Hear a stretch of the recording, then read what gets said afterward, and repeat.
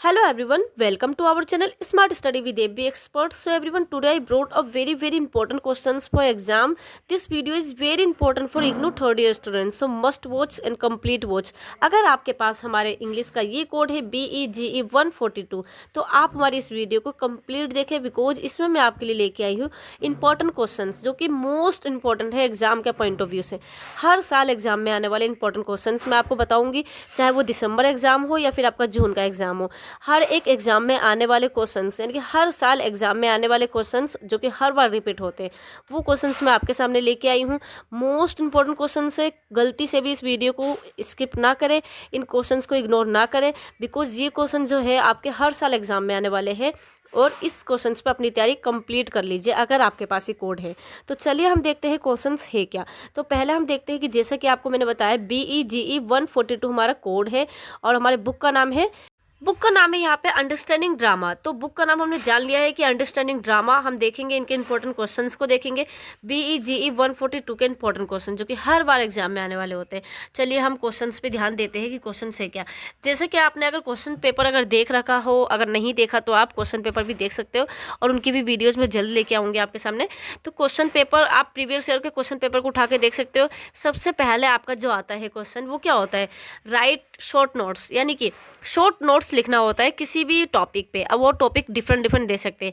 तो कौन कौन सा टॉपिक ऐसा होता है जो टॉपिक एग्जाम में आते हैं और आने के चांसेस है और आते भी है। ओके, तो वो सब टॉपिक्स मैं आपको यहाँ पे बताऊंगी और उस टॉपिक्स को एक्सप्लेन भी करूंगी, उसके बारे में ही बताऊंगी। ओके, तो जैसे कि आप देख सकते हैं यहाँ पे शॉर्ट नोट्स जो है वो ड्रामा के ऊपर भी दे सकते हैं आपको, कि आपको ड्रामा के ऊपर शॉर्ट नोट्स लिखना है। साथ के साथ आपका हिस्टोरिकल थिएटर भी दे सकते हैं। ओके, हिस्टोरिकल थिएटर भी दे सकते हैं कि इसके ऊपर आपको शॉर्ट नोट्स लिखना है, इसके बारे में बताना है। आप इसका इंट्रो लिखो या फिर इसके बारे में इसका डेफिनेशन लिखो, कि या फिर आप लिख सकते हो कि what is historical theatre. Okay, साथ के साथ आपका हो सकता है ग्रीक थिएटर के बारे में भी हो सकता है। ग्रीक थिएटर जो कि आपको इसके ऊपर नोट्स लिखना होता है, इसकी डेफिनेशन लिखनी होती है, इसके बारे में लिखना होता है, इसका ओरिजिन लिखना होता है। ओके, साथ के साथ इसके बाद आपका आ सकता है origin of tragedy and comedy. Okay, origin of tragedy and comedy, यानी कि ट्रेजेडी और कॉमेडी का ओरिजिन कब हुआ था और कहाँ हुआ था, कैसे हुआ था, ये सब भी आ सकता है। साथ के साथ आपका ट्रेजेडी के बारे में भी आ सकता है कि ट्रेजेडी है क्या। ओके, तो इन सब के ऊपर शॉर्ट नोट्स आ सकता है। तो अच्छे से इन सब पे अपनी तैयारी करके जाइएगा। और मैं बता भी देती हूँ, सबके ऊपर मैं हर एक क्वेश्चंस के आंसर्स भी लेके आई हूँ। ओके, इस वीडियो से आपको ये बेनिफिट मिलेगा, इंपॉर्टेंट क्वेश्चंस तो मैं आपको बता रही हूँ, बट इसके साथ साथ आपको इंपॉर्टेंट क्वेश्चंस के आंसर भी बता रही हूँ, जिससे कि आपको कहीं और भी नहीं जाना पड़ेगा। ओके, और यहाँ पे एक्सप्लेनेशन भी आपको मिलेगा।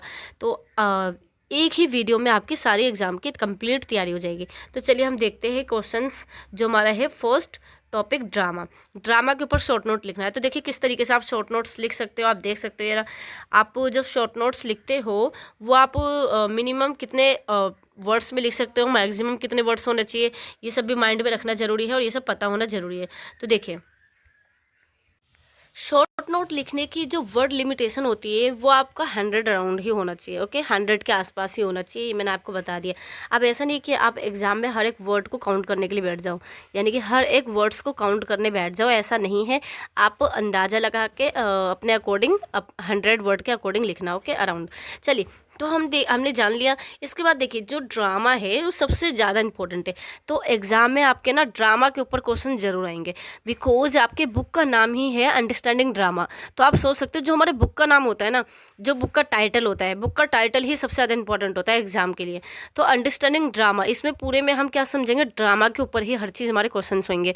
तो ड्रामा का डेफिनेशन याद करना, ड्रामा होता क्या है, ड्रामा का ओरिजिन कब हुआ, ये सब चीज़ आपके लिए मोस्ट इंपॉर्टेंट है जानना। ओके, बिकॉज ये पॉइंट एग्जाम के पॉइंट ऑफ व्यू से मोस्ट इंपॉर्टेंट है।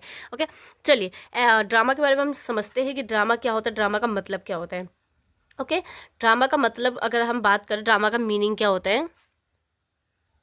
ड्रामा एक क्या है, ड्रामा एक इमेजिनरी प्रेजेंटेशन है। इमेजिनरी प्रेजेंटेशन का मतलब क्या होता है, काल्पनिक प्रदर्शन। ओके, काल्पनिक प्रदर्शन जिसे हम इमेजिनरी प्रेजेंटेशन बोल सकते हैं, यानी कि इसे जब प्रेजेंट किया जाता है एक इमेजिनरी होता है ड्रामा। ओके, मान लो स्टोरी, लाइक स्टोरी बोल सकते हैं, स्टोरी की तरह हम उसे किसी भी ड्रामा को हम क्या करते हैं, प्रेजेंट करते हैं, तो इमेजिनरी होता है, यानी कि रियल कैरेक्टर नहीं होता इसमें।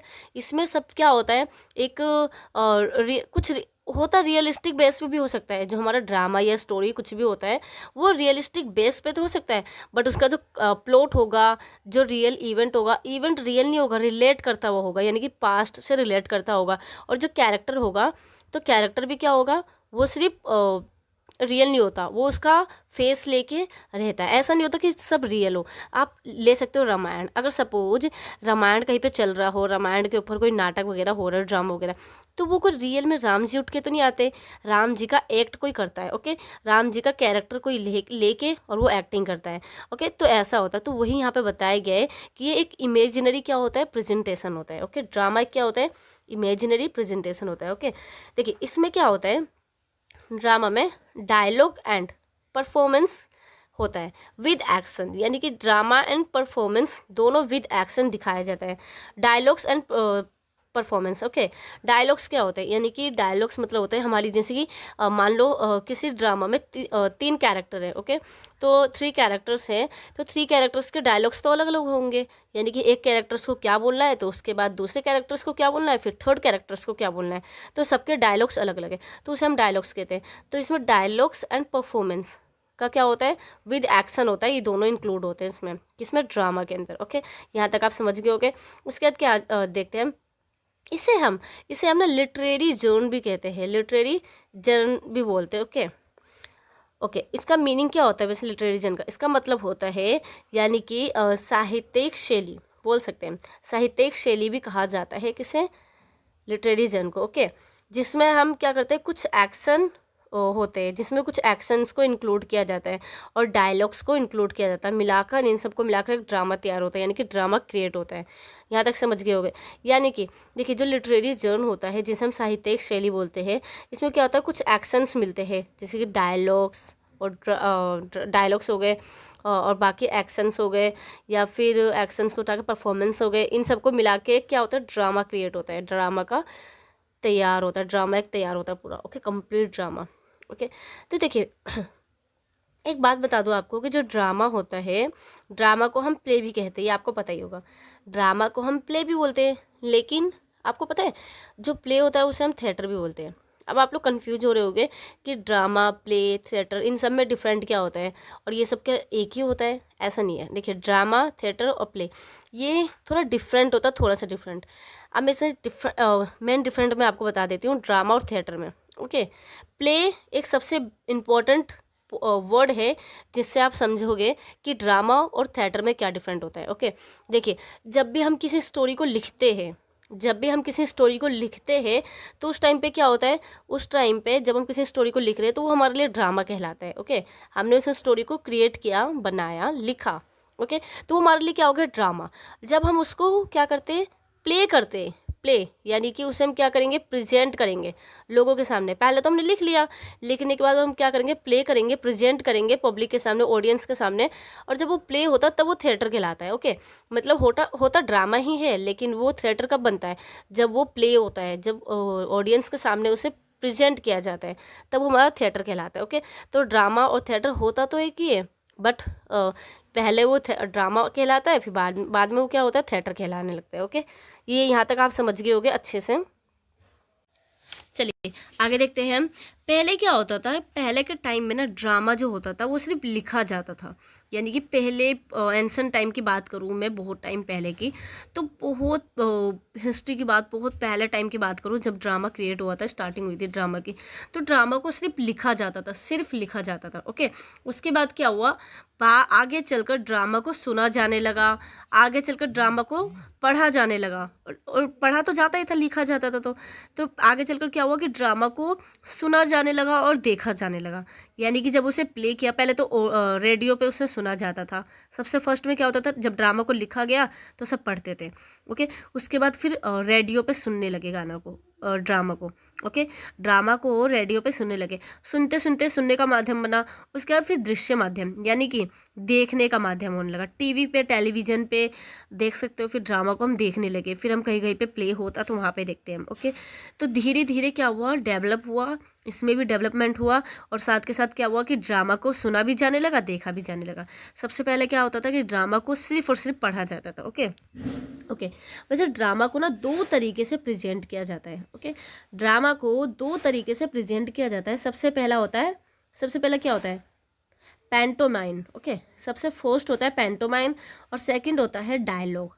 सबसे फर्स्ट होता है पैंटोमाइन और सेकंड होता है डायलॉग। अब पैंटोमाइन होता क्या है, पैंटोमाइन होता है जब हम किसी ड्रामा को प्रेजेंट कर रहे हैं लेकिन उसमें वॉइसलेस है, वो वॉइसलेस यानी कि उसमें कोई साउंड नहीं है, साउंडलेस है।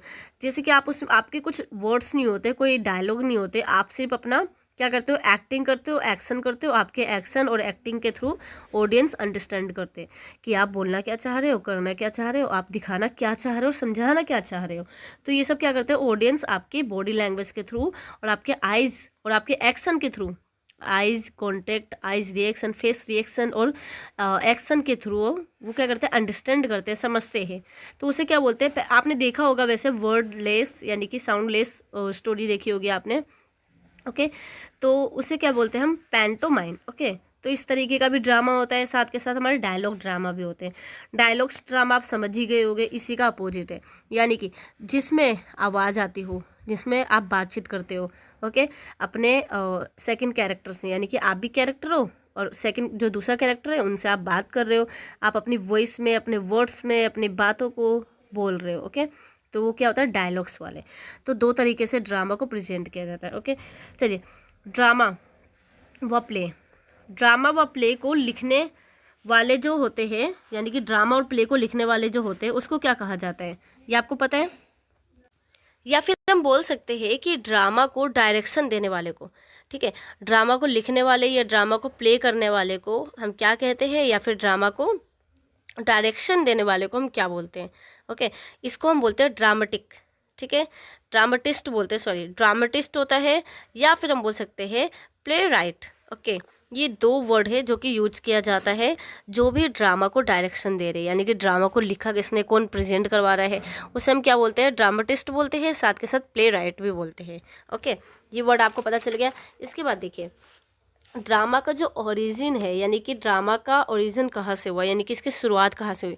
जब भी आपका आएगा ना ड्रामा के ऊपर लिखना, ओके तो ज़रूरी नहीं है कि आप कुछ लाइंस लिख के हट जाओ। ओके ड्रामा के ऊपर अपनी सारी लाइंस बोलना। आप देखिए यहाँ पे मैं आपको दिखा रही हूँ अच्छे से, ताकि आप यहाँ से भी नोट डाउन कर लो। और अगर आपको पीडीएफ चाहिए होगा तो पीडीएफ के लिए आप हमारे टेलीग्राम चैनल को ज़रूर ज्वाइन करें।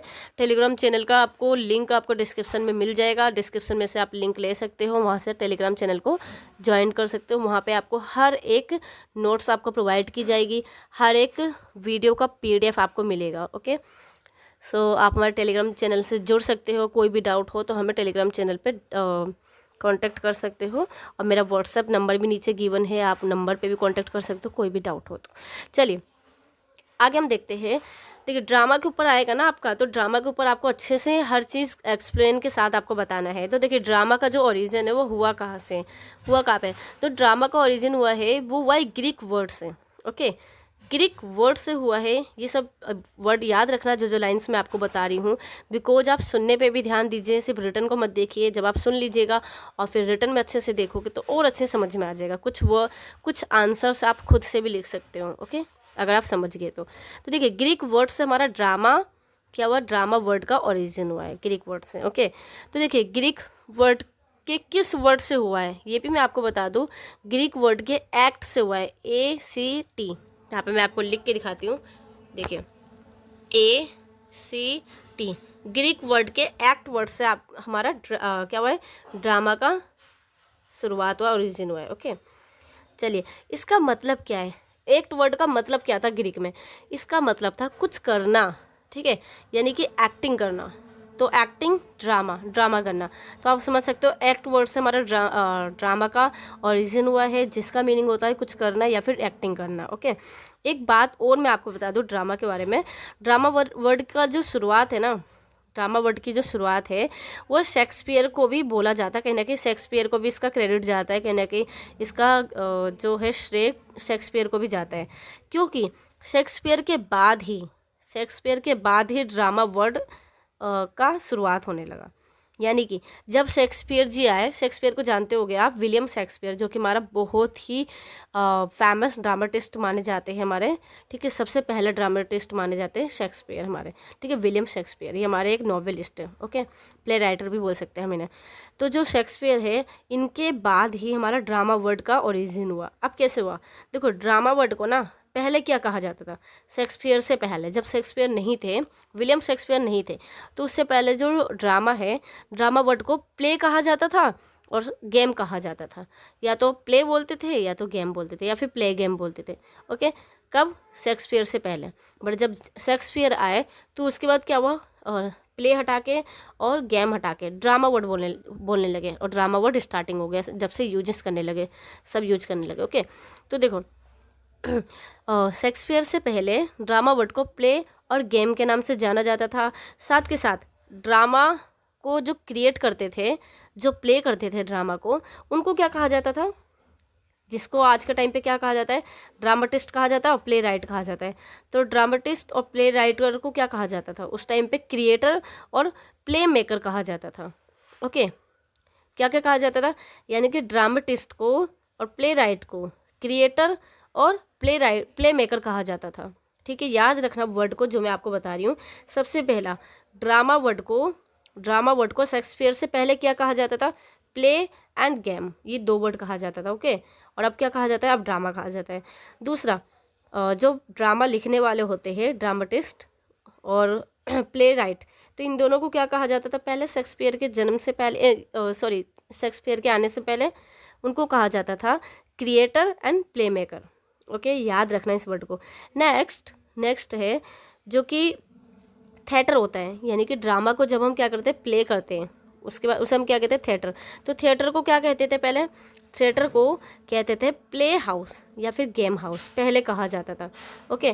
देखिए थिएटर जो होता है ना, एक हम जब ड्रामा को प्ले करते हैं तो उसे हम थिएटर भी बोलते हैं, साथ के साथ ये एक हाउस के जैसा भी होता है। यानी कि देखो, मान लो ये कोई हाउस है, ओके, यहाँ पे ड्रामा को क्या किया जा रहा है, देखिए यहाँ पे मैंने पिक्चर भी दे रखा होगा, एक मिनट इसे मैं रफ करके आपको पिक्चर ही दिखा देती हूँ, just a wait, shit razor काम नहीं कर रहा। देखिए यहाँ पे मैंने आपको शायद की दे रखा हो, ये थिएटर होता है, हाँ देखिए ये दिख रहा है आपको, ये है थिएटर। तो देखिए थिएटर में क्या होता है, यहाँ पे ड्रामा को प्रेजेंट किया जाता है, ओके। तो थिएटर में क्या होता है, ड्रामा को प्रेजेंट किया जाता है, तो इसे ही थिएटर कहा जाता है, ओके। तो थिएटर को क्या कहा जाता था पहले के टाइम पे, जब शेक्सपियर जी नहीं आए थे, उनसे पहले थिएटर को कहा जाता था play house end game house, okay. ये सब वर्ड्स को आप याद रखिएगा, बिकॉज ये सारे वर्ड्स मोस्ट इंपॉर्टेंट है, क्या पता एग्जाम में ये वर्ड्स आ जाए आपके। तो देखिए हमने कहाँ तक देखा, हमने सबसे पहले ड्रामा के बारे में देखा, तो ड्रामा का डेफिनेशन जान लिया अच्छे से, ड्रामा के बारे में सब चीज़ जान लिया अच्छे से, और आगे जानेंगे। फिर हमने थिएटर के बारे में देखा, ओके। अब देखिए सेकंड पॉइंट हम देखते हैं। सेकंड पॉइंट क्या है, हिस्टोरिकल थिएटर। हिस्टोरिकल थिएटर क्या होते हैं, इसके ऊपर भी आपका शॉर्ट नोट्स आ सकते हैं। तो देखिए हिस्टोरिकल थिएटर जो होता है, हिस्टोरिकल थिएटर को हम हिस्टोरिकल प्ले भी कह सकते हैं, ओके। हिस्टोरिकल थिएटर को हम हिस्टोरिकल प्ले भी बोल सकते हैं, ओके। तो हिस्टोरिकल प्ले या फिर हिस्टोरिकल थिएटर का मतलब क्या होता है, जब हम किसी स्टोरी को पास्ट से रिलेटेड लिखते हैं, यानी कि जब हम कोई स्टोरी पास्ट से रिलेटेड हो।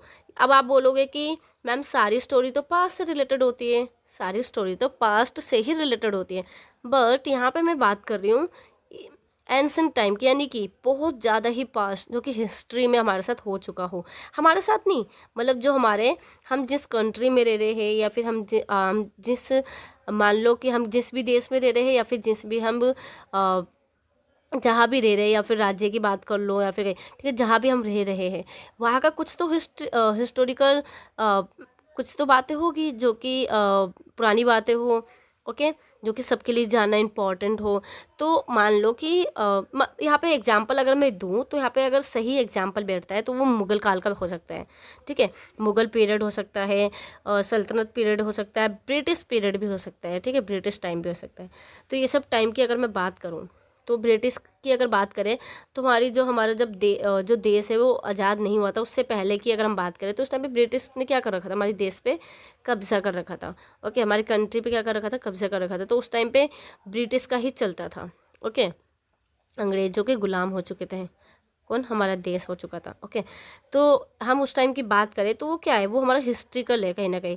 तो हिस्ट्रिकल प्ले, अगर हम उससे रिलेटेड कोई भी स्टोरी को प्ले करेंगे, किसी भी ड्रामा को प्ले करेंगे, तो हमारा हमारा क्या कहलाएगा? हिस्ट्रिकल प्ले कहलाएगा। ओके, यहाँ तक आप समझ गए हो? तो यहाँ तक आप समझ गए। हिस्ट्रिकल प्ले जो है वो एक ड्रामेटिस्ट वर्क भी मान बोल सकते हैं हम इसे, ड्रामेटिक वर्क। ओके, जिसमें क्या है कि पूरी तरह से हिस्ट्री रिलेटेड ही बातें होती है, हिस्ट्री रिलेटेड ही स्टोरी क्रिएट और किया जाता है या फिर बताया जाता है ऑडियंस को। ओके, तो इसमें मुगल काल, ब्रिटिश काल, मैंने आपको बता ही दिया, सल्तनत पीरियड, ये सब पीरियड के बारे में हम बात कर सकते हैं। या फिर देखिए, इसमें टाइम पीरियड की अगर मैं बात करूँ तो 30 ईयर्स एगो की होनी चाहिए, यानी कि अगर हम 30 साल पहले की कोई भी बात करेंगे तो हमारे हिस्ट्रिकल प्ले में काउंट हो सकता है। ओके, चलिए यहाँ तक समझ गए होंगे। चलिए नेक्स्ट क्या है, इसके बाद है, इसके बाद है इसके बाद देखिए, जो विलियम शेक्सपियर है, विलियम शेक्सपियर ने ना इसमें से ना 10 से ऊपर क्या लिखी है, नाटक लिख रखे हैं। ठीक है, यानी कि हिस्टोरिकल प्ले लिख रखा है किसने? विलियम शेक्सपियर ने, इनमें से। ठीक है, जो कि ना ज़्यादातर किस पे है, वो ब्रिटिश सम्राट से रिलेटेड है, यानी कि इंग्लिश मोनरोड से रिलेटेड है। ओके, एंड ब्रिटिश पीरियड से भी रिलेटेड है। ओके, बोल सकते हैं। तो जो शेक्सपियर है उन्होंने किसके ऊपर लिखा जाता है? ब्रिटिश के ऊपर लिख रखा है, ब्रिटिश पीरियड से रिलेटेड बहुत सारी हिस्ट्री का प्ले लिख रखी है। ओके, 10 से ऊपर। चलिए अब हम नेक्स्ट देखते हैं। नेक्स्ट हमारा क्या है यहाँ पे? अच्छा, इसी का डायग्राम गिवन है, तो देखिए हिस्ट्री का प्ले का डायग्राम यहाँ पे गिवन है, आप देख सकते हो। चलिए देखिए, मैं और पॉइंट आपको बताऊँ हिस्ट्री का प्ले से रिलेटेड। हिस्ट्री का प्ले जो है वो एक तरीके के ना, एक तरीके का घटना, ये इवेंट बोल सकते हैं हम इसे, एक तरीके का इवेंट है। हिस्ट्री का प्ले क्या है? एक तरीके का एक इवेंट है जो कि 3 पार्ट में डिवाइड किया जाता है। ओके, हिस्ट्री का प्ले को 3 पार्ट में डिवाइड करके तब प्रेजेंट किया जाता है। सबसे पहला बिगनिंग होता है, फिर मिडिल पार्ट होता है, बिगनिंग पार्ट हो गया, मिडिल पार्ट हो गया, एंडिंग पार्ट हो गया, यानी कि 3 पार्ट में से डिवाइड करके अच्छे से और दिखाया जाता है, प्रेजेंट किया जाता है हिस्ट्री का प्ले को। ओके, देखिए 3 पार्ट की अगर मैं बात करूँ तो हर एक चीज़ को ऑब्वियसली 3 पार्ट में ही, 3 पार्ट्स में ही डिवाइड करके दिखाया जाता है। अगर आप किसी भी स्टोरी को देखोगे तो 3 पार्ट्स में डिवाइड करके ही तो स्टोरी को दिखाएंगे। ठीक है, एग्जाम्पल्स के लिए यहाँ पे बात करें तो जूलियस और सीजर, आपने देखा होगा जूलियस और सीजर, जूलियस सीजर जो है, और इसके अलावा एटनी, एटनी भी है। ठीक है, एटनी के बारे में आपने सुना होगा, एटनी क्लियोपेट्रा। तो ये क्या है, ये जैसे ये एक नाटककार है। ओके, तो इनकी जो हिस्टोरिकल प्लेज आप पढ़ोगे, देखोगे, तो ये सबसे बड़ा एग्जाम्पल, सबसे ठीक एग्जाम्पल, सबसे परफेक्ट एग्जाम्पल यहाँ पे बैठता है। तो आप इसके बारे में एग्जाम्पल लिख सकते हो अपने एग्ज़ाम में साथ के साथ। और एक किंग लायर भी है। ठीक है, किंग लायर, किंग लायर भी इसका एग्जाम्पल है, जो कि एंसेंट पीरियड के, एंसेंट ब्रिटेन के बारे में क्या करते हैं? प्रेजेंट करते हैं। ओके, एंसेंट के बारे में। ठीक है, एंसेंट ब्रिटेन के बारे में। और इसके बाद जो है, हाँ, मैकबेथ, मैकबेथ भी एक एग्जाम्पल है। बट जो मैकबेथ है वो हिस्टोरिकल प्ले, यानी कि हिस्टोरिकल इवेंट को दिखाते तो है, बट उसमें भी क्या करते हैं? मेडिवल इंग्लैंड को नहीं बताते हैं, इनफैक्ट मेडिवल स्कॉटलैंड को बताते हैं। ओके, मेडिवल स्कॉटलैंड के बारे में दिखाते हैं सबको। ओके, प्ले करते हैं। ये सारे जो है राइटर, ये आप लिख सकते हो हिस्टोरिकल प्ले में। पहला क्या बताया मैंने आपको? सबसे फर्स्ट यहाँ पे मैंने आपको बताया, आप लिख सकते हो किंग लायर का भी लिख सकते हो, आप जूलियस सीजर का भी लिख सकते हो, मैकबेथ का एग्जाम्पल भी लिख सकते हो। ये सारे आपके किस में काउंट होंगे? हिस्ट्रिकल प्ले में काउंट हो जाएंगे। चलिए, मैंने कुछ एग्जाम्पल्स भी बता दिए, इमेज भी देख लीजिए। नेक्स्ट हम चलते हैं। नेक्स्ट हमारे यहाँ पे क्या है? नेक्स्ट है ग्रीक थिएटर। तो देखिए, ग्रीक थिएटर की अगर बात करें तो मैंने आपको पहले ही बता दिया कि थिएटर का मतलब क्या होता है। ग्रीक थिएटर के ऊपर शॉर्ट नोट्स आपका अगर लिखना आए तो आप लिखोगे ग्रीक थिएटर के बारे में, जो भी चीज़ आपको पता है कि ग्रीक थिएटर है क्या। देखिए यहाँ पे आप पढ़ सकते हो, Greek theatre is a form of performance art. Okay, Greek theatre क्या है? ये एक तरीके का क्या है? एक फॉर्म ऑफ परफॉर्मेंस आर्ट है। ओके, ग्रीक थिएटर जहाँ पे क्या किया जाता है? ग्रीक थिएटर पे हम परफॉर्मेंस देते हैं, अपने आर्ट्स को, अपनी कला को, कला का प्रदर्शन करते हैं। ओके, कला का प्रदर्शन करते हैं, यानी कि फॉर्म ऑफ परफॉर्मेंस आर्ट कहलाएगा ये हमारा। ओके, यहाँ पे क्या लिखा है? जहाँ पे where limited number of actors, जहाँ पे क्या होता है? लिमिटेड नंबर ऑफ एक्टर होते हैं, यानी कि ग्रीक थिएटर में ना कम से कम ही एक्टर्स आपको दिखाई देंगे। ओके, यहाँ देखिए, कंडक्ट अ ट्रेजेडी और comedy based on the work of ancient play rights. Okay, यहाँ पे क्या बताया गया है, यहाँ पे क्या कंडक्ट होता है, जहाँ पे ट्रेजेडी या फिर कॉमेडी बेस्ड क्या होता है, वर्क होता है।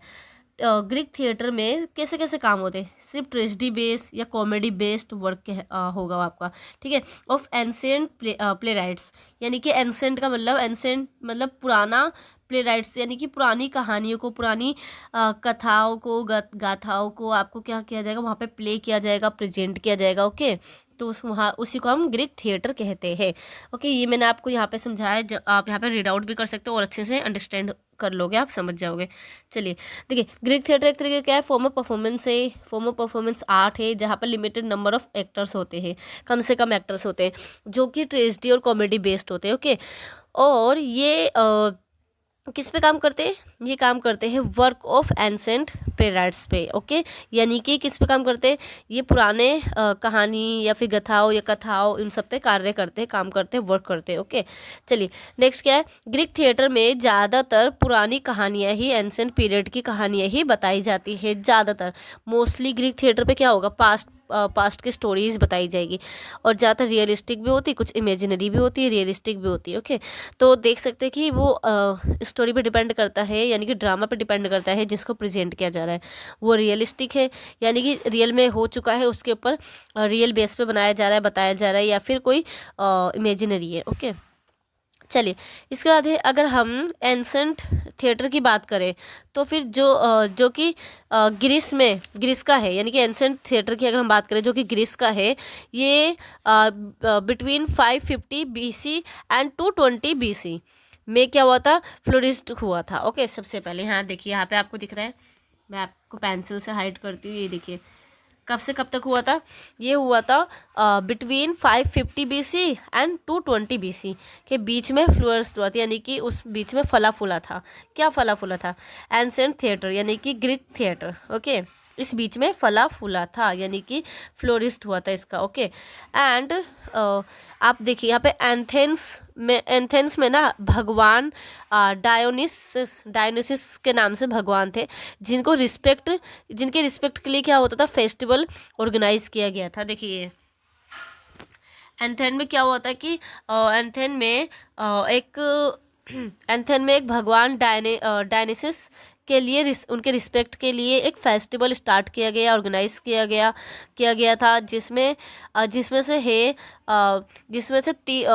मतलब कुछ ऐसा है कि, तो उसी में से ट्रेजेडी और कॉमेडी है। ओके, यानी कि एथेंस में भगवान डायनेसिस को की रिस्पेक्ट के लिए क्या किया गया था, कुछ फेस्टिवल ऑर्गेनाइज किए गए, तो उसी में से ट्रेजेडी और कॉमेडी उसमें से ही काउंट होते हैं। ओके, तो ट्रेजेडी कॉमेडी और भी है, ठीक है, बाकी मैंने यहाँ पे 2 एग्जाम्पल बता दिया। एंड ग्रीक थिएटर एक तरह का क्या है, परफॉर्मेंस आर्ट है, ये आपने पहले ही स्टार्टिंग में देख लिया। ग्रीक थिएटर एक तरीके का परफॉर्मेंस आर्ट है, जहाँ एक छोटे ग्रुप ऑफ मेंबर्स से ट्रेजेडी और कॉमेडी को किया जाता है, यानी कि ऑर्गेनाइज किया जाता है, यानी कि प्रेजेंट किया जाता है। ओके, ग्रीक थिएटर क्या है, एक तरीके का परफॉर्मेंस आर्ट है, जहाँ पे क्या होता है, ग्रुप ऑफ छोटे से ग्रुप ऑफ मेंबर्स, यानी कि कम से कम मेंबर्स या कैरेक्टर्स की ज़रूरत पड़ती है, और वहाँ पे उनसे क्या किया जाता है, कॉमेडी और ट्रेजेडी को प्रेजेंट किया जाता है, या फिर उनको प्ले किया जाता है। ओके, ग्रीक थिएटर में कम से कम क्या होता है, मेंबर्स होते हैं, यानी कि कम से कम कैरेक्टर्स होते हैं ग्रीक थिएटर में। ग्रीक थिएटर में ना ज़्यादातर ऐसी चीज़ों को दिखाया जाता है, ग्रीक थिएटर में ज़्यादातर ऐसी चीज़ों को दिखाया जाता है जहाँ ग्रीक पॉलिटिशियन और बाकी लोगों को क्या किया जाता है, मजाक उड़ाया जाता है। ग्रीक पॉलिटिशियन एंड बाकी लोगों का मजाक उड़ाया जाता है, ज़्यादातर ऐसे ही लोगों को दिखाया जाता है।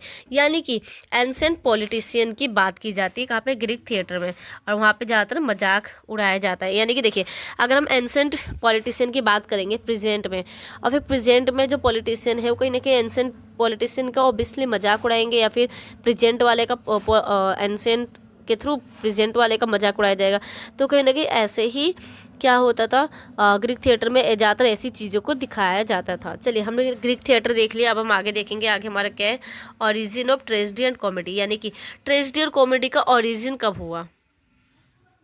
Origin of tragedy and comedy बताना है हमें, यानी कि जो ट्रेजेडी और कॉमेडी है उसका ओरिजिन कब हुआ था, ठीक है, कैसे हुआ था। तो ये तो आपको पता ही है, जो ट्रेजेडी एंड कॉमेडी है ये कब कैसे ओरिजिन हुआ था। ग्रीक में ट्रेजेडी और कॉमेडी का नाम पहली बार सुना गया था ग्रीक में। ओके, ग्रीक में सबसे पहली बार ट्रेजेडी एंड कॉमेडी का नाम सुना गया था। एथेंस नाम के जो गॉड थे, भगवान थे, उनकी रिस्पेक्ट में क्या हुआ था, उनके रिस्पेक्ट के लिए समारोह जो हुआ था, ऑर्गेनाइज किया गया था, जो फेस्टिवल ऑर्गेनाइज किया गया था, उसी में ये ट्रेजेडी एंड कॉमेडी का सबसे पहले नाम आया था। ओके, और फिर क्या होता है, बाद में ये जो अलग अलग तरीके से सामने आए, क्या ट्रेजेडी कॉमेडी अलग अलग तरीके से सामने आए थे, जैसे कि नाटक के रूप में। ओके, तो ये ट्रेजेडी एंड कॉमेडी का जो स्टार्टिंग हुआ था, ओरिजिन हुआ था, वो ना ग्रीक से ही हुआ था, जो कि एथेंस के रिस्पेक्ट के लिए क्या हुआ था, समारोह ऑर्गेनाइज किया गया था, यानी कि ऑर्गेनाइज किया गया था, कोई फेस्टिवल ऑर्गेनाइज किया गया था, उसी में ट्रेजेडी एंड कॉमेडी भी स्टार्ट हुआ था और ओरिजिन हुआ था, उनका स्टार्टअप सबसे फर्स्ट हुआ था। ओके, एंड एंशिएंट टाइम में जो ट्रेजेडी एक तरह के ना पर्सन क्या था, ये पर्सन की स्टोरी मानी जाती थी, यानी कि एक ऐसे तरह की पर्सन की स्टोरी मानी जाती थी। एंड पुराने टाइम में अगर हम बात करें तो एंशिएंट टाइम में ना ग्रेट मैन की एक ट्रेजेडी मानी जाती थी, एक ऐसे पर्सन की ट्रेजेडी कॉमेडी स्टोरी मानी जाती थी। जो ट्रेजेडी थी, एंशिएंट टाइम की ट्रेजेडी को एक ऐसे पर्सन की ट्रेजेडी मानी जाती थी, ऐसे पर्सन की स्टोरी मानी जाती थी जो कि एक ग्रेट मैन हो, ग्रेट मैन। ओके, यानी कि ग्रेट मैन का मतलब आप बोल सकते हो महान व्यक्ति हो। ओके ओके, बोल सकते हैं कि एक तरह का किंग, मतलब किंग हो, जिसे ना जिसे बस नीचे दिखाने के लिए कोशिश की जा रही है, यानी कि एक ऐसे कैरेक्टर को दिखाया जाता था ट्रेजेडी के अंदर, और कहीं ना कहीं एक ऐसे कैरेक्टर के ऊपर डेडिकेट होती थी ट्रेजेडी, जिसमें एक ऐसे किंग को दिखाया जाता होगा जिसके साथ मतलब उसको नीचे दिखाने की कोशिश की जाती हो, यानी कि किंग को कहीं ना कहीं नीचे दिखाया जाता हो बाकी कैरेक्टर्स के थ्रू। और कहीं ना कहीं आप ऐसा मान सकते हो, जैसे कि देखो, अगर आप कोई मूवी देखते हो, उस मूवी में क्या होता है, हीरो के साथ बहुत बुरा होता है, और हीरो ही मेन कैरेक्टर होता है, हीरो के ऊपर ही पूरी मूवी है हमारी, और हीरो के साथ बहुत बुरा हो रहा है, बहुत ही बुरा सलूक हो रहा है, सबके मतलब जितने भी कैरेक्टर्स हैं सब हीरो के साथ बहुत ही बुरा कर रहे हैं, उनके साथ बहुत ही बुरा इवेंट्स हो रहा है, तो ऐसा दिखाया जाता था, उसी को ट्रेजेडी कहा गया है। ओके, और एंशिएंट टाइम में ट्रेजेडी एक ऐसे पर्सन की ही मानी जाती थी जो कि एक ग्रेट पर्सन हो, ग्रेट पर्सन की स्टोरी को ट्रेजेडी कहा जाता था एंशिएंट टाइम में। ओके, एंशिएंट टाइम में। ओके, मिडिल एज में ना ट्रेजेडी का मतलब एक इलिस्ट्रियस मैन से था। इलिस्ट्रियस मैन का मतलब होता है एक महान व्यक्ति।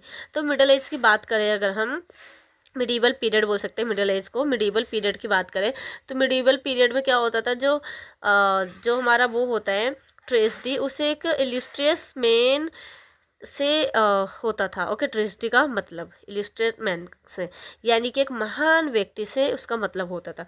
पर ज़्यादातर ये स्टोरी जो है ना एक ईसाई से रिलेटेड होती थी, यानी कि जो ट्रेजेडी होती थी ग्रीक ट्रेजेडी, तो वो ज़्यादातर ना ईसाइयों से रिलेटेड यानी क्रिश्चियन से रिलेटेड होता था। ठीक है, क्रिश्चियन से रिलेटेड ज़्यादातर क्या स्टोरी। ओके, बाकी आप इतना समझ के। ओके, नेक्स्ट हमारा क्या है, नेक्स्ट हमारा जो शॉर्ट नोट्स लिखना है वो ट्रेजेडी के ऊपर ही है। तो ट्रेजेडी है क्या, ये मैंने आपको इतना कुछ समझाया है, ऊपर से लेकर नीचे तक जितने भी मैंने आपको नोट्स बताए समझाए, तो उसके अकॉर्डिंग आप ट्रेजेडी का भी डेफिनेशन कर लोगे। बाकी यहाँ पे लिखा हुआ तो है ही, आप आंसर यहाँ पे देख लीजिएगा। देखिए, मैं आपको धीरे धीरे एक बार नीचे कर देती हूँ, आप स्क्रीनशॉट ले लेना। बाकी आपको अगर PDF चाहिए तो आप टेलीग्राम चैनल से ज्वाइन हो सकते हो, जिससे कि आपको सारे नोट्स आपको विथ PDF मिल जाएगा अच्छे से। चलिए, अब हमने ट्रेजेडी का देख लिया। क्वेश्चन नंबर सेकंड हमारे क्या है, क्वेश्चन नंबर सेकंड है comment on the characterisation in the trial of देखिए डेडम कीमती। तो इसमें क्या करना है, इसमें आपका जो ये क्वेश्चन नंबर सेकंड है, इसके आंसर्स भी मैं आपके लिए लेके आई हूँ, साथ के साथ मैं आपको एक्सप्लेन करके समझाती हूँ कि इस क्वेश्चन के कहने का क्या मतलब है। तो देखिए, जो क्वेश्चन नंबर सेकंड का जो आंसर है, आंसर को समझते हैं। तो देखिए, आंसर जो है वो है देदन कीमती के बारे में पूछा गया है यहाँ पे। ओके, तो देदन कीमती है कौन। तो देखिए, जो हमारी जो बुक है BEGE 142, इसमें हमारा 4th ब्लॉक गिवन है, जो कि है द ट्रायल ऑफ देदन कीमती। ओके, ये नेम है हमारा किसका, 4th ब्लॉक का। बट इसमें देदन कीमती के बारे में पूछा गया, इसकी कैरेक्टराइजेशन के बारे में। यहाँ क्या लिखा है, comment on the characterization, comment on characterization in the trial of Dedan Kimathi. यहाँ पे ना जो trial of the the trial of Dedan Kimathi है उसके कैरेक्टराइजेशन के बारे में बताना है। तो यानी कि उस नोवेल के बारे में ही, यानी कि उस स्टोरी के बारे में ही आपको क्या करना है, यहाँ पे बताना है। ओके तो यहाँ पे क्या बताना है, देखिए अगर आपने नहीं पढ़ा है द ट्रायल ऑफ देदन कीमती तो मैंने 4th ब्लॉक की वीडियोस भी अपलोड कर दी है, आप जाके एक बार वीडियोस पे विजिट कर लो। मैंने 1st block, 2nd block, 3rd block and 4th block total 4 block की वीडियोस अपलोड कर दिए। तो आप एक बार उन सभी वीडियोज़ को जाके विजिट करिए। सभी वीडियो को देखने के बाद यहाँ पे आके मतलब इस क्वेश्चंस को आप इजीली तरीके से सॉल्व कर लोगे। तो देखिए इसमें क्या है, जो ट्रायल ऑफ देदन कीमती का बताना है, तो आपको पता ही है जो देदन कीमती है यहाँ के लिखा है, देखिए आंसर में Dedan Kimathi is the main character of the trial of Dedan Kimathi, यानी कि जो देदन कीमती है वो कौन है, मेन कैरेक्टर है किसका, ट्रायल ऑफ देदन कीमती का, यानी कि इस स्टोरी का सबसे मेन कैरेक्टर है कौन, देदन कीमती। Okay and who all of the actor either centres of ever, यहाँ पे देखो बताया गया है जो सब में से ना सबसे ज़्यादा जो स्टोरी है ना उसी के अराउंड घूम रही है, किसके, देदन कीमती के, यानी कि पूरी स्टोरी में ना देदन कीमती के बारे में ही बताया गया है। ओवरऑल जितना भी स्टोरी है किससे रिलेट करता है, वो देदन कीमती से रिलेट करता है, उसी के अराउंड क्या होता है, घूमता है। ठीक है, जो भी एक्शन है सब उसी का दिखाया गया है।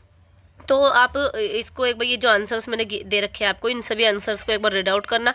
सबसे पहले तो आपको क्या करना है कि 1st block, 2nd block, 3rd block and 4th block की वीडियोस को विजिट करना है, सबको कंप्लीट देखना है। उसके बाद फिर क्वेश्चन आंसर्स को आराम से देखना। ओके फिर आप अच्छे से समझ जाओगे, और यहाँ पे आंसर्स तो लिखे हुए ही है तो और अच्छे से आप देख के क्या हो जाओगे, समझ जाओगे।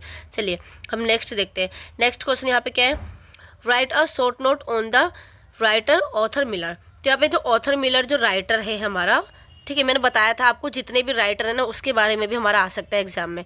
अगर आप 1st ब्लॉक पढ़ोगे तो 1st ब्लॉक का जो राइटर है उसके बारे में एग्जाम में आ सकता है, 1st ब्लॉक के मेन कैरेक्टर के बारे में आ सकता है, 1st ब्लॉक के बारे में ही आ सकता है, यानी कि जो उसका टाइटल है उसके बारे में आ सकता है।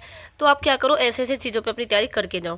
तो देखो ऑथर मिलर के बारे में पूछा गया है, जैसे कि यहाँ पे आंसर भी लिखा, ऑथर मिलर जो है, ऑथर क्या लिखा है, आर्चर मिलर। ठीक है, वो जो उसका टाइम पीरियड क्या था, 17 अक्टूबर 1915 से लेके February 10, 2005 तक इनका टाइम पीरियड था। ठीक है, यहाँ पे दिख रहा है आपको ब्रैकेट के अंदर, ये है वो is an American play right. ये कौन थे, एक अमेरिकन प्ले राइट थे। ठीक है एंड जितनी भी लाइन्स यहाँ पे है गिवन है, आप इन्हें देख के अच्छे से पढ़ना। देखो यहाँ पे क्या लिखा है, सिंग, यहाँ पे क्या लिखा है, and screen writer in the 20th century American theatre. यहाँ पे बताया गया है कि जो ये राइटर थे ना, ये एक 20th सेंचुरी के थे। Okay among this most popular plays are all my sons, यानी कि ये जो ऑल माई सन्स ये एक पॉपुलर क्या था, ये एक प्ले था, पॉपुलर प्ले था। बट इसके अलावा अमंग दिस प्ले, इसके अलावा और भी बहुत से प्ले है जो कि इनका पॉपुलर है, जैसे कि यहाँ पे नेम भी गिवन है। देखिए यहाँ दिख रहा है आपको, ऑल माई सन्स जो है कब लिखा गया था, 1947 में। ओके एंड दूसरा जो है यहाँ पे इनका जो प्ले है वो है डेथ ऑफ यहाँ पे देखिए सलेसमान। ठीक है, ये कब लिखा गया था, 1949 में इन्होंने लिखा था। ओके फिर एक और लिखा था द क्रूसिबल यही है। ठीक है, द क्रूसिबल ये कब लिखा गया था, 1953 में लिखा गया था। एंड इसके अलावा है आ व्यू फ्रॉम द ब्राइज, ये भी है, ये कब लिखा गया था, 1955 में। He wrote several screen plays, इन्होंने सेवरल स्क्रीन प्लेज लिखा, इंक्लूडिंग द, किसको मिला के, मिसफिट्स, ये भी इन्होंने लिखा था जो कि 1961 में लिखा गया था। द ड्रामा डेथ ऑफ ये क्या लिखा है, सेल्समैन, जो सेल्समैन है, सॉरी सेल्समैन नहीं था वो, सेल्समैन था।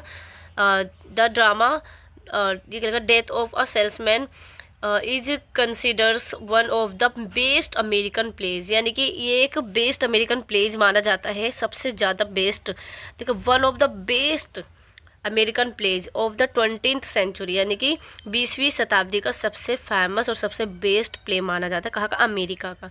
ओके तो ये सब है। तो आप बाकी सभी लाइंस को एक बार अच्छे से रीड आउट कर लेना। देखो इजी लैंग्वेज में लिखा गया है, अगर मैं एक एक को सुनाऊंगी तो वीडियोज़ भी हमारी काफ़ी लंबी हो जाएगी, इसलिए देखिए आप मैं धीरे धीरे ऊपर कर रही हूँ। अगर आपको इन सभी का PDF चाहिए तो आप PDF के लिए हमारे टेलीग्राम चैनल को ज्वाइन कर सकते हो। टेलीग्राम चैनल का लिंक हमारे डिस्क्रिप्शन में गिवन है। साथ के साथ अगर आपको टेलीग्राम चैनल का लिंक ना मिले तो आप हमें कमेंट बॉक्स में मैसेज कर सकते हो या फिर हमें पर्सनल मैसेज भी कर सकते हो। हमारा नंबर भी गिवन है डिस्क्रिप्शन बॉक्स में, हर एक वीडियो के डिस्क्रिप्शन बॉक्स में आपको नंबर गिवन होता है। तो नंबर पर क्लिक करके आप मुझे व्हाट्सअप कर सकते हो कि मैम हमें टेलीग्राम से ज्वाइन कर लीजिए। ओके आप कौन से स्टूडेंट हो, अपना अपनी क्लास और अपना नेम बता के मुझे मैसेज करें। चलिए नेक्स्ट हम देखते हैं यहाँ पे क्वेश्चन नंबर 4 यहाँ पे क्या है, write justified the title all my sons. यहाँ पे क्या करना है आपको, जस्टिफाइड करना है ऑल माई सन्स के टाइटल को। तो अगर ऑल माई सन्स भी आपने नहीं पढ़ा, जो कि इम्पोर्टेंट नॉवल है, बहुत ही ज़्यादा इंटरेस्टिंग भी है, ठीक है, सॉरी नॉवल नहीं ड्रामा है, प्ले है। और नॉवल हम इस तब बोलेंगे जब कोई लॉन्ग स्टोरी होगी, ठीक है, लॉन्ग लॉन्ग रिटर्न वे को हम क्या बोलते हैं, नॉवल बोलते हैं। और ये सब हमारे शॉर्ट शॉर्ट है, तो इसे हम ड्रामा बोल सकते हैं, प्ले बोल सकते हैं। तो देखिए यहाँ पे जो इसको जस्टिफाई करना है ऑल माई सन्स के टाइटल को, जो ऑल माई सन्स हमारा जो टाइटल है ये एक सूटेबल है, यानी इस टाइटल का मीनिंग क्या है, क्या मतलब है, इसको पूरा एक्सप्लेन करना है। तो इसमें आप स्टोरी के बारे में बता सकते हो, ज़रूरी नहीं है कि टाइटल बोला है तो आप टाइटल को एक्सप्लेन करके बस ख़त्म, आप पूरी स्टोरी के बारे में अच्छे से बता सकते हो। इस बोल सकते हो कि इस स्टोरी के अकॉर्डिंग ये जो टाइटल है वो बहुत ही सूटेबल है, ठीक है, तो उसी को जस्टिफाइड करना है। तो अगर आपने ऑल माई सन्स की ऑल माई सन्स जो है ये प्ले नहीं सुना है, ये स्टोरी को नहीं सुनी है, तो आप उस पर जाके पहले विजिट करिए, उस स्टोरी को सुनिए। हर एक ब्लॉग की वीडियोज अपलोड है यूट्यूब पे, ओके। चलिए हम नेक्स्ट देखते हैं, नेक्स्ट क्वेश्चन यहाँ पे कौन सा है, यस क्वेश्चन नंबर 5। देखिए क्वेश्चन नंबर 5 आपका है short note on the main character all my sons. तो यहाँ पे शॉर्ट नोट्स लिखना है आपको, किस पे, मेन कैरेक्टर पे, ऑल माई सन्स के मेन कैरेक्टर। आपको पता है कि ऑल माई सन्स जो स्टोरी है उसका मेन कैरेक्टर कौन है, जॉय किलर है, ठीक है, जॉय किलर, जो कि कौन है, एक ही बहुत बड़ा बिजनेसमैन है, okay, Joy killer successful businessman है ये जॉय किलर। लेकिन क्या होता है, इसके एक छोटी सी लापरवाही की वजह से क्या होता है, जो मतलब इतने लोगों की जान चली जाती है, इतने पायलट की जान चली जाती है, ओके। तो इसलिए यही इसमें बताया गया है। तो जॉय किलर के बारे में आपको हर चीज़ बताना है। तो जॉय किलर क्या है, एक सक्सेसफुल बिजनेसमैन है, हस्बैंड है, फादर है, एंड क्या है, ये एक पार्टनरशिप करता है किसके साथ मिलके, ये एंड मतलब देवर फैमिली के मेन जो हेड होता है उनके साथ मिलके क्या करता है, पार्टनरशिप करता है। फिर ये अपने बिजनेस में क्या करता है कि कुछ मतलब मुनाफा कमाने के लिए, मतलब कुछ पैसों के वजह से ना कुछ ऐसे चीज़ों का यूज कर लेता है, मतलब बेकार चीज़ों का यूज करता है, प्लान में लगा देता है, वो प्लान क्रैश हो जाता है, ठीक है। इस वजह से कितने पायलटों की जान जाती है, कितने पायलट्स मतलब डेथ हो जाती है, कितने पायलट्स की। फिर क्या होता है ऐसे में, फिर उसके बेटे को जब ये चीज़ पता चलता है तो उसका बेटा खुद आत्महत्या कर लेता है, इनकी सुसाइड कर लेता है, क्योंकि वो इस ऐसे मतलब ऐसे में नहीं जी सकता। तो ये सब चीज़ बता सकते हो आप, स्टोरी सुनना एक बार अच्छे से, जिससे कि आपका ये क्लियर हो जाएगा सारा, ओके। एंड यहाँ तो आंसर तो लिखे हुए ये सारे, ओके।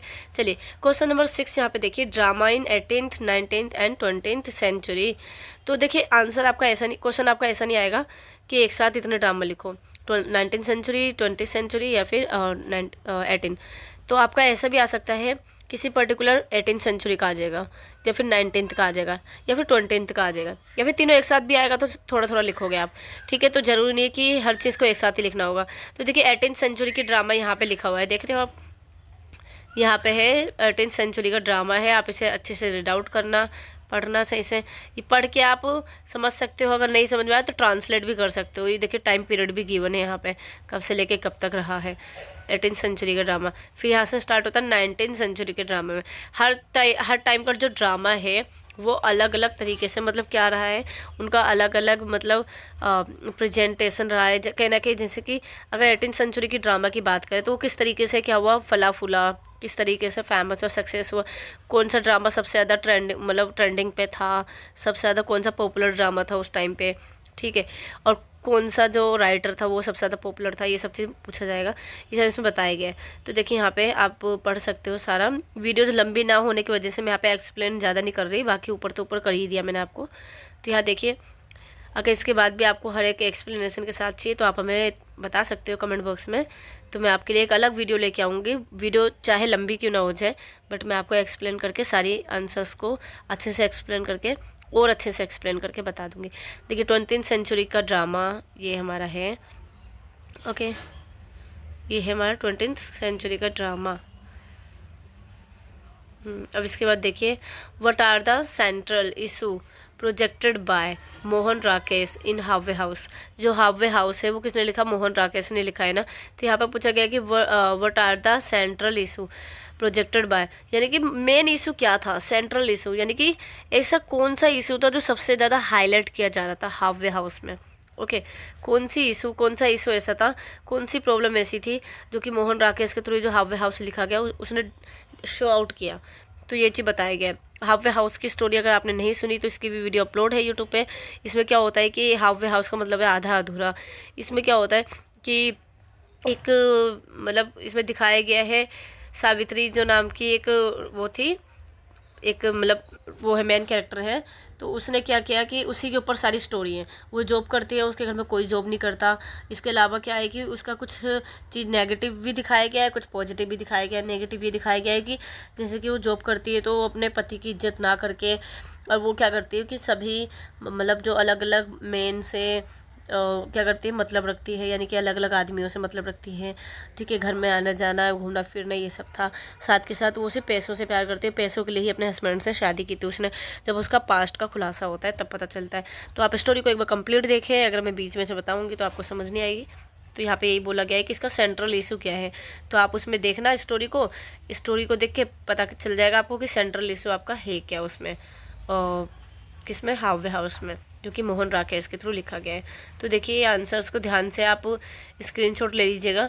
अगर आप स्क्रीनशॉट ले लो, अगर नहीं लिया जाए स्क्रीनशॉट तो आप हमें मैसेज करके टेलीग्राम चैनल से ज्वाइन हो सकते हो, जहाँ पे आपको हर एक पीडीएफ प्रोवाइड की जाती है, हर एक कोड की पीडीएफ। ओके, चलिए नेक्स्ट हम देखते हैं हावे हाउस। यहाँ पे have house and at the some point where it begin comment, यहाँ पे बताना है ये। यहाँ पे कमेंट में मतलब आपको बताना है कि जो हावे हाउस है and ends at the some point, कुछ पॉइंट को आपको बताना है यहाँ पे कमेंट बॉक्स में, ठीक है। हावे हाउस से रिलेटेड ये भी क्वेश्चन है आपका, ये भी इम्पॉर्टेंट है क्वेश्चन। जो मैं क्वेश्चंस आपके लिए लेके आई हूँ सभी एग्ज़ाम में आए हुए भी है और एग्ज़ाम में आ भी सकते हैं, बट पूछा अलग तरीके से जा सकता है बेशक, बट ये सारे इंपॉर्टेंट क्वेश्चंस है। आंसर्स को एक बार देख के आप समझिए, पढ़िए। सभी क्वेश्चंस मोस्ट इंपॉर्टेंट है एग्जाम के पॉइंट ऑफ व्यू से। ओके, चलिए क्वेश्चन नंबर 9 पे देखते हैं हम। क्वेश्चन नंबर 9 यहाँ पे है, give in brief some of the important point in Ngugi's life and career. यहाँ पे जो नगुगीज लाइफ है और उसके करियर के बारे में क्या करना है, आपको इंपॉर्टेंट पॉइंट को बताना है, ब्रीफली बताना है। Give in brief some of the important point, यहाँ पे क्या लिखा है, गहराई से आपको ब्रीफली बताना है कुछ इंपॉर्टेंट पॉइंट्स को नगुगीज एंड के करियर के बारे में। ओके, चलिए नेक्स्ट। तो यहाँ पे देखिए आंसर्स यहाँ पे गिवन है, आंसर्स आप देख सकते हो, पूरा ब्रीफली यहाँ पे बता रखा है, अच्छे से एक्सप्लेन कर रखा है किसके बारे में, नगुगीज के लाइफ के बारे में। Africa is cold the dark continent, यहाँ पे लिखा गया है कि अफ्रीका, क्योंकि आपको पता है कि अफ्रीका की भी कहानी गिवन है, कौन से वाले में, 4th ब्लॉक में। ओके, जो कि आपने क्या नाम था उसका, देदन कीमती, यस, देदन कीमती जो है वो अफ्रीका की ही है, ठीक है, अफ्रीका के है। तो वहाँ पे मतलब रंग को लेके काफ़ी भेदभाव देखा गया है, और कहना कि जो अफ्रीका है उस पर भी किस यूरोपियन का कब्जा था पहले। तो उन्हीं से लड़ने के लिए देदन कीमती ने अपनी जान की बाजी लगाकर क्या किया, अपने देश को आज़ाद करने के लिए, अपने देश को स्वतंत्र करने के लिए, देश को अधिकार दिलवाने के लिए क्या किया, अपनी जान की बाजी लगाकर लड़ा। और एक स्वतंत्र सेनानी के रूप में, यानी कि बोल सकते हो फ्रीडम फाइटर के रूप में, फ्रीडम फाइटर था बिल्कुल ही वो, फ्रीडम फाइटर के रूप में उसने क्या किया, अपनी जान की बाजी लगाकर अपने देश की रक्षा की और सुरक्षा की, और देश के अधिकार के लिए अपना पूरा ही बल दिया, और कहना कि पूरा ही मतलब योगदान दिया। चलिए, तो यहाँ पे Africa is cold the dark continent, यानी कि अफ्रीका, यहाँ पे पूछा गया है जो अफ्रीका है डार्क कंटिनेंट कहा जाता है, ठीक है। क्यों कहा जाता है, तो यहाँ पे रीज़न बता देना। इसमें क्यों तो नहीं लिखा है, यहाँ पे क्वेश्चन मार्क है, तो ऑब्वियसली आपको क्या करना है, यहाँ पे बता। डार्क कंटिनेंट का मतलब ही यही होता है कि जैसे कि काला देश, ओके, यानी कि ब्लैक, जहाँ पे काले लोग रहते हो वो वाला कंट्री, ओके। तो यहाँ पे बताना है आपको अफ्रीका को क्यों डार्क कंटिनेंट कहा जाता है। तो आप जियोग्राफिकली भी बता सकते हो, एंड आप वहाँ पे लोगों की थिंकिंग भी, यानी कि मैंटेलिटी भी बता सकते हो, साथ के साथ वहाँ के कुछ रूल्स भी बता सकते हो, और वहाँ के मतलब वहाँ के बारे में, अफ्रीका के बारे में आप मोस्टली बताना, और साथ के साथ डार्क कंटिनेंट का रीजन भी बता देना। तो देखिए यहाँ पे आंसर्स आपके सामने, इसे रीड आउट करके एक बार ट्रांसलेट करके अगर आपको समझना है तो आप आंसर्स को समझो, और ये इंपॉर्टेंट है, बहुत ही इंपॉर्टेंट है, इस पर अपनी तैयारी करिए। ये आंसर जो है इतने भी लिख के आ जाओगे आप, पक्का ही अच्छे मार्क्स आने से, 80% मार्क्स आने से कोई नहीं रोक सकता। ये इंपॉर्टेंट आपको मैंने लिख रखे हैं। चलो देखिए यहाँ पे क्या लिखा है, यहाँ पे है क्वेश्चन नंबर 11 है मेडिवल पीरियड या फिर नेटिव ड्रामा या फिर डार्क एज ड्रामा। तो ये तीन, इसे हम कुछ भी बोल सकते हैं, तीनों एक ही है। मेडिवल पीरियड भी बोल सकते हैं, नेटिव ड्रामा भी बोल सकते हैं, डार्क एज ड्रामा भी बोल सकते हैं। ठीक है, ये है। तो इसको भी क्या करना है आपको, ये भी इंपॉर्टेंट क्वेश्चन है। तो यहाँ पे early medieval period also known as the dark age, यानी कि जो क्या ये अर्ली मेडिवल पीरियड, यानी कि मेडिवल पीरियड से पहले इसको हम किसके नाम से जानते थे, डार्क एज के नाम से भी जानते थे। ओके, सभी को आप पढ़िए अच्छे से, ध्यान से। अगर देखिए मैं अगर सबको एक्सप्लेन करने की बैठ गई तो फिर आपको पता ही है, मैं बस आपको इम्पोर्टेंट आंसर्स देने आई हूँ। आप इन सब के स्क्रीनशॉट लीजिए। सभी के एक्सप्लेनेशन चाहिए तो आप हमें कमेंट बॉक्स में बेझिझक बताएं, ठीक है। आपको हर एक का एक्सप्लेनेशन आपको मिलेगा, so don't you worry. But video लंबी होगी तो फिर मत बोलना आप, क्योंकि एक्सप्लेनेशन सबका मिलेगा तो आपकी वीडियो तो 1 घंटे से ऊपर ही होगी। ओके चलिए नेक्स्ट हम देखते हैं यहाँ पे क्या है। क्वेश्चन नंबर 12 आपका है रेनेसेंस ड्रामा। रेनेसेंस ड्रामा या फिर इसे आप एप्रोन, रेनेसेंस ड्रामा एप्रोन, आप इसे रेनेसेंस स्टेज भी बोल सकते हो, एलिजाबेथन भी बोल सकते हो, एंड जैक बेन्स भी बोल सकते हो, कैरोलिन एज भी बोल सकते हो। तो ये भी इंपॉर्टेंट है, कुछ भी आ सकता है। यहाँ पे मैंने हर तरीके से आपको बता रखा है। एग्जाम में किसी भी तरीके से पूछा जा सकता है कि मतलब या तो रेनेसेंस ड्रामा पूछा जाएगा तब भी आपको ये आंसर होगा, या फिर रेनेसेंस स्टेज पूछा जाएगा तब भी आपको ये होगा, एलिजाबेथन स्टेज होगा, जैक बेन होगा, या फिर कैरोलिन्स एज होगा। तो आप यही आंसर्स लिखना। देखिए मैंने हर तरीके से पूरे बुक का निचोड़ लेके आई हूँ। वीडियो को स्किप करके आप गलती बिल्कुल ना करें अगर आपने इसको छोड़ दिया। एग्ज़ाम में आने वाले इंपॉर्टेंट क्वेश्चन हैं। चलिए, modern and past modern age. यहाँ देखिए modern and past modern age, तो यहाँ पे क्या है, इसको आपको बताना है, एक्सप्लेन करना। मॉडर्न एज को एंड पोस्ट मॉडर्न एज को आपको एक्सप्लेन करना। देखिए इसके भी आंसर्स आपके यहाँ पे सभी के आंसर्स हैं, आप आराम से इसका स्क्रीनशॉट ले सकते हो। ओके, लास्ट क्वेश्चन आपका है यहाँ पे आपका है question explain about the different type of drama in literature. यहाँ पे आपको एक्सप्लेन करना है डिफरेंट टाइप ऑफ ड्रामा और लिटरेचर के बारे में एक्सप्लेन करना है अच्छे से। तो देखिए, सॉरी वो लास्ट क्वेश्चन नहीं था, क्वेश्चन नंबर 15 यहाँ पे है what is tragedy and types of tragedy. Tragedy क्या है और उसके टाइप्स कितने हैं, टाइप ऑफ ट्रेजेडी भी लिखना है यहाँ पे। तो देखिए यहाँ पे ट्रेजेडी के बारे में लिखा गया है, एंड ट्रेजेडी में सबसे पहले नाम शेक्सपियर जी का आता है, ठीक है, आपको पता ही है। तो उनके बारे में लिखा है, फिर टाइप्स ऑफ ट्रेजेडी भी। ओके, नेक्स्ट यहाँ पे क्वेश्चन है, क्वेश्चन नंबर 16 यहाँ पे है व्हाट इज़ कॉमेडी। कॉमेडी क्या है इन लिटरेचर, लिटरेचर में कॉमेडी क्या है, डिस्कस अबाउट इट्स टाइप, यानी कि कॉमेडी के टाइप्स को भी आपको डिस्कस करना है, यानी कि उसके बारे में बताना है। You have to write about the types of comedy. Okay, यहाँ पे टाइप्स देखो, रोमांटिक कॉमेडी होता है, कॉमेडी ऑफ मैनर्स होता है, ट्रेजी कॉमेडी होता है, कितने सारे कॉमेडी होते हैं। What is ट्रेजी comedy in literature. ट्रेजी comedy क्या होता है लिटरेचर के अंदर, तो यहाँ पे देखिए ट्रेजी कॉमेडी के बारे में भी पूछा गया है। ओके, चलिए अब हम नेक्स्ट देखते हैं। क्वेश्चन हमारा कंप्लीट हो गया है, सारे इंपॉर्टेंट क्वेश्चन। अगर आपको कोई भी डाउट हो, कुछ भी क्वायरी हो, या फिर इसका एक्सप्लेनेशन चाहिए तो आप हमें इस नंबर पे कांटेक्ट कर सकते हो। साथ के साथ वीडियो को लाइक करना बिल्कुल ना भूलें, कमेंट करके हमें बताएं जो भी आपका डाउट है, वीडियो आपको कैसी लगी या फिर आपके लिए वीडियो हेल्पफुल है या नहीं। ओके, कमेंट करके हमें ज़रूर बताएं। साथ के साथ वीडियो को ज़्यादा से ज़्यादा शेयर कीजिए ताकि ये वीडियो उन तक पहुँच सके जिसको इस वीडियो की नीड है। एंड चैनल को सब्सक्राइब करना ना भूलें ताकि आने वाली वीडियो की नोटिफिकेशन आप तक जल्द से पहुँच सके। Thanks for watching this video.